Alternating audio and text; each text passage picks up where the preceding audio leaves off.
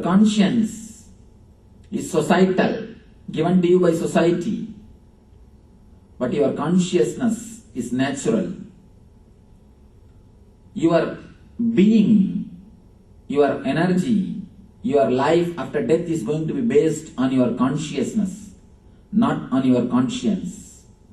The quality of life which you lived, when I say quality of life which you lived, I mean how intense you have lived. If you are sitting here, if you are aware of your whole being, if you are aware of your whole surrounding, if you are aware of whatever is going on in your body and mind, that is what I say, consciousness. A continuous, clear, witnessing awareness. Only that is going to guide you after death. In North India, he is very popular in North India, he preaches. Fast here, you will have all sorts of beautiful wines and rum in the heaven. Do all the actions which purifies you here. You will have all the joys in the heaven. One guy was listening, he said, "Oh Master, why should we leave all those things here to go and get there? Better enjoy here itself." If that is the thing we are going to get there, why not enjoy here itself? And there is no even guarantee whether they will give there or not. At least here we have a clear-cut guarantee. And who knows the exact quantity we will get or not, and who is going to serve and who is going to take care, we don't know.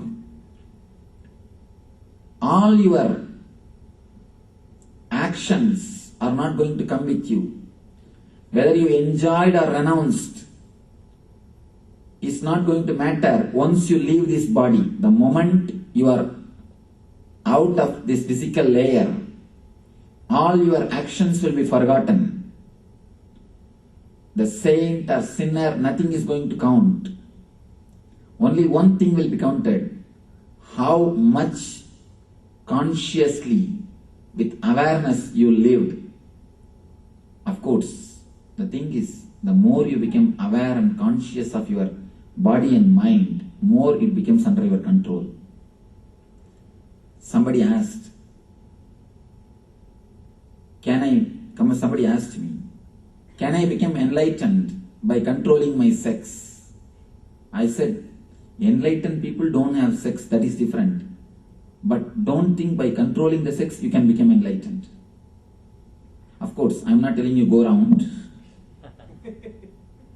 Two things you need to understand. A Buddha is out of sex. An enlightened man is out of sex. A Jesus is out of sex. Krishna is out of sex. There is a beautiful incident. Once the Yamuna was filled with water. The flood was happening in the Yamuna. In the river Jamuna, there was flood. Krishna and gopis, they wanted to cross the Jamuna. And they finished all their Ras Leela. The biggest flirt on the planet Earth ever born. After all the Ras Leela, he wanted to cross and go to his place. But the river is filled with water. And he says, if it is true that I am a brahmachari, let this Yamuna open and give way. Immediately Yamuna opened and gave way. And these girls were all shocked. Just now this guy did all sorts of things and which nobody can imagine. And he is telling, if I am a brahmachari, let this Yamuna open and give way. And the Yamuna is also opening and giving way. What is happening? He is totally out of the body. Of course, when a person becomes enlightened, he is neither male nor female. He lives always beyond body. Enlightened man is beyond sex. But the people who are trying to go beyond sex can all not become enlightened. Going beyond sex happens as a byproduct, side effect of enlightenment. That cannot be a technique or method to enlightenment. Enlightenment needs something more than suppressing yourself. It needs meditation. It needs transforming your consciousness. So none of your virtue, none of your acts are going to matter after you leave the body.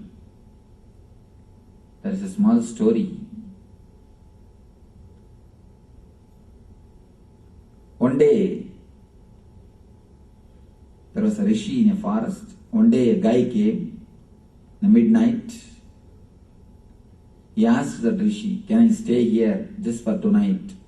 Tomorrow morning I'll go away." Rishi said, "Why not? Please stay here. You are welcome." He gave him food and shelter, everything. Next day morning, that guy got up and he is about to leave. When he was about to leave, he felt too much of love and compassion towards the rishi. And he said, "Oh Swamiji, you helped me really in a big way by giving me shelter in the midnight. Please accept this small offering." He gave little money to the rishi. Rishi said, "Where did you get so much of wealth? You are having so much of money. You are giving me." He was having so much of money and gave little bit to the rishi. This guy said, "I am a thief." Rishi said, no, I don't want your money." He sent him. After that, Rishi was praying to God, "Oh God, please forgive me. I have given food and shelter for a thief. How great sin it is. What will I do? How will I remove this sin?" He started weeping profusely, praying to God, begging him to apologize him. Suddenly he heard a voice from the sky. Somebody is weeping profusely. Rishi said, who is weeping there?" God said, "I am only weeping." Rishi asked God, "Why are you weeping?" God replied, "You gave food and shelter for him only one day. You are weeping. I am giving every day. Should I not weep? Where will I go and wash my sins?"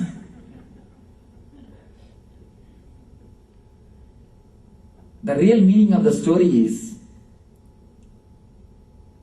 the guy, the rishi, has become too egoistic. He started feeling he is holier than others. Actually, God never bothers who is sinner and saint. All these things are just societal. Understand? You are saint only when you are in the society. You are sinner only when you are in the society. If you are in the forest, who is sinner? Who is saint? You are saint as long as you have people to worship you. I have seen many guys in India. In India, every street there is a saint. There is no street which don't have a Jagat Guru. Jagat Guru means the Guru of the universe. And every street has got one Jagat Guru in India. That is why I always tell people, they can at least have the name Street Guru. It will be appropriate. But every street one Jagat Guru is there. Every street in India you can see Jagat Gurus. These guys, they feel great. They are continuously hunting for followers, disciples, because the more the number of followers, the more they feel they become big. The more people are worshipping you, you feel more you are a big saint. Saint is nothing but the idea given to you by your disciples. Sinner is again nothing but an idea given to you by your enemies. So neither saint nor sinner exists once you leave this physical body. After leaving the physical body, only one thing is going to matter. How consciously you lived, because the consciousness is the only torch with which you are going to cross all these 7 layers, all these 7 space. Neither your wealth will come with you, nor right or wrong deeds are going to come with you.